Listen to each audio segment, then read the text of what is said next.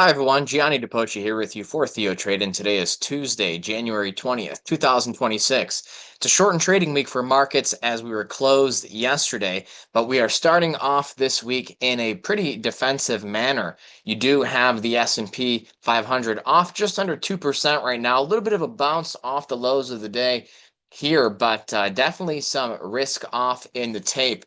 The Nasdaq has not hit a new intraday low just yet, but it is off around the same amount as the S&P.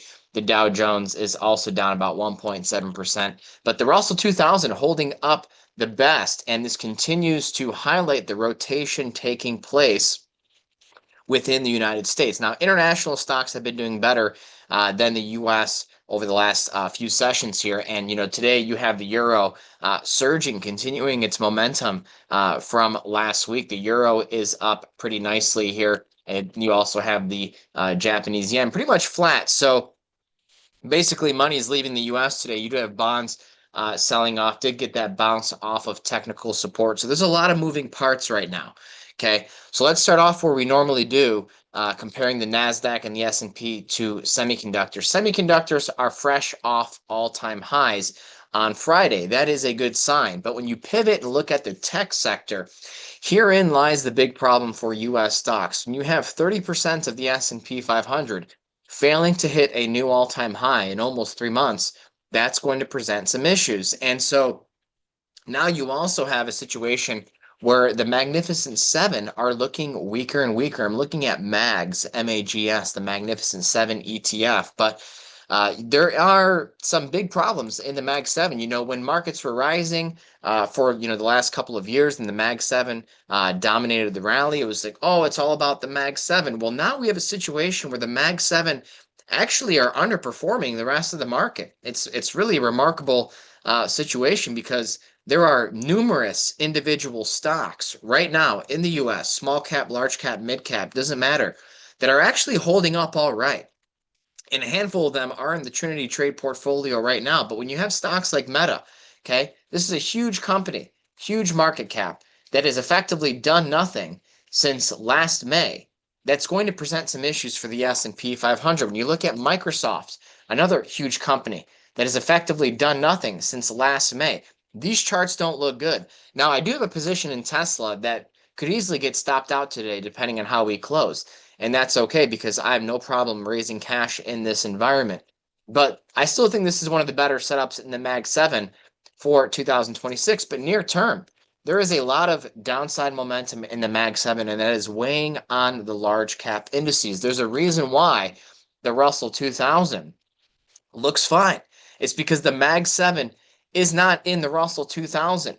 Now, what is in the Russell 2000? Well, you have industrial stocks, okay, we're one day off the all-time high there. A lot of financials. Financials have some issues, but I think it's more appropriate to look at regional banks, which actually look okay relative to XLF and large cap financials. I was live today with Blake Young, and we were talking about how a lot of these big financial institutions might have a bit too much exposure to AI, the open AI, a lot of that type of stuff, and they have some serious revenue problems. The regional banks aren't as tied up in that. Then, of course, you have healthcare, which looks all right today here too. Now, last week, the top performing sector in the market was real estate. It's down hard today. Consumer staples were the second best performing sector last week. They are up today. So we are seeing that defensive rotation. And if it weren't for a massive surge higher in real estate on Friday, you would have had consumer staples as the top performing sector last week. So, energy's had some momentum over the last few sessions. It's now turned negative.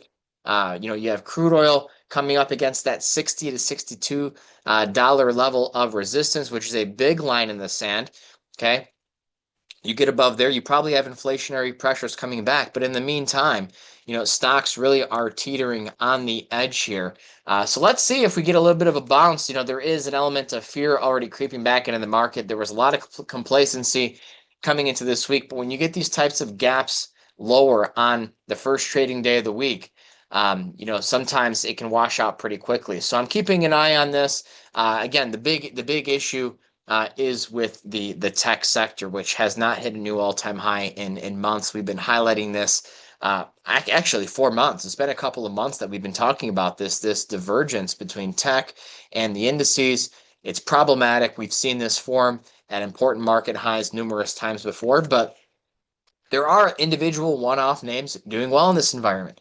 Astera Labs, a Trinity Trade position. Okay, this hit a new high today. It's looking pretty good. You also have Enlight, another Trinity Trade position, hitting a new high today.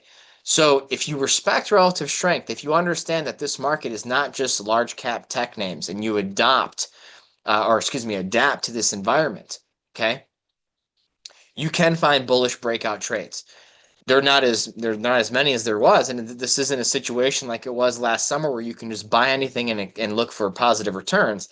But there are individual stocks that are holding up while in this environment. Okay, so we're going to be focusing on those. Now, I do want to touch on gold and silver, and as well as crypto in just a moment. Gold and silver hitting new all-time highs once again. It does look like we'll be seeing triple-digit silver, but I will say this.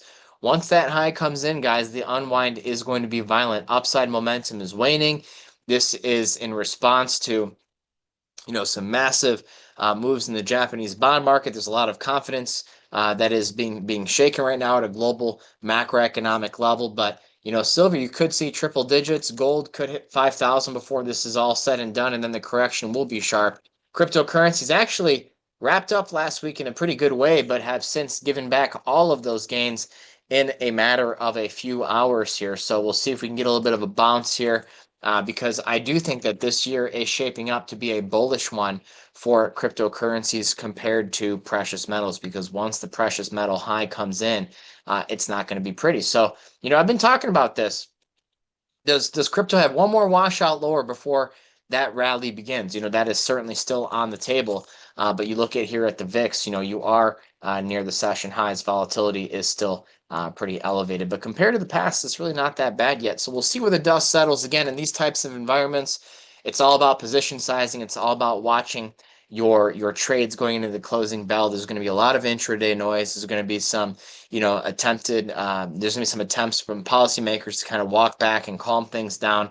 The market's going to do what the market's going to do. And so when volatility picks up like this, you just have to know how to play defense, recognize where the strength is. It's not in tech. It's not in large cap. It isn't small cap. It's in industrials. It's in basic materials. There's a very clear signal coming through in the market right now, and right now the defensives have some momentum. So we'll see if that can shift. Earnings season is coming up here as well. You get some good earnings results that can shift the mood pretty quickly, but until then, we just have to be patient and let the market tell us when to act and what to do. So that's all for today, everyone. Thank you so much for tuning in. I'll see you same time, same place next week. And in the meantime, I do hope to see you in the TheoTrade chat room. That's all for now. Take care, everyone.